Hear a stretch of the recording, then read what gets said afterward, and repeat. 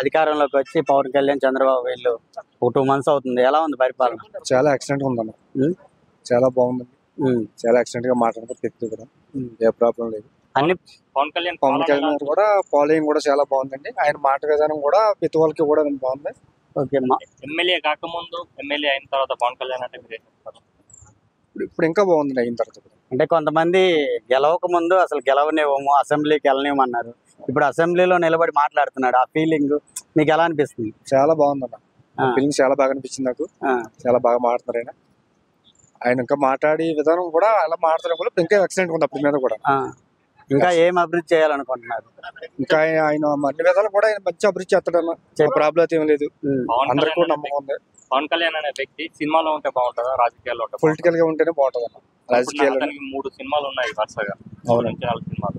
అది తీయాలంటారా లేకపోతే పాలిటిక్స్ లో ఉండడం మంచిదన్న. ఇప్పుడు నడుస్తున్న సినిమాలు మరి అండర్ ప్రొడక్షన్ లో కొన్ని పట్టాల్లో ఉన్నాయి. అవి క్లియర్ చేయాలి తప్పదు కదా. ఆయన ఉన్నాం క్లియర్ చేసిన తర్వాత మనం.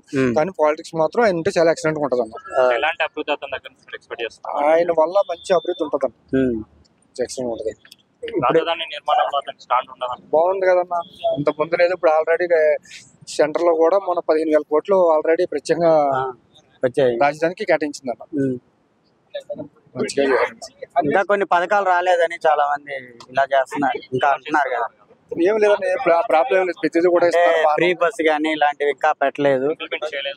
చేస్తున్నారు కదన్నా. ఒకటి చేస్తున్నారు కదా. నిన్న మొన్న కదన్నా ఒకటి అన్ని పెట్టింది అనుకున్నది ఒకటి చేసుకుంటూ వస్తున్నారు. ఆ ప్రాబ్లం అయితే మాకు ఏం లేదన్నా. బాగానే ఉంది.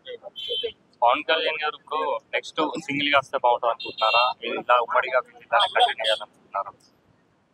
వాళ్ళకున్న ఆలోచనలు ఎలా తెలియదు. ఇప్పుడు ఉండవైతే మాత్రం పవన్ కళ్యాణ్ గారు బాగుందని మాకు అందరికీ కూడా మంచి అభిప్రాయం ఉందండి.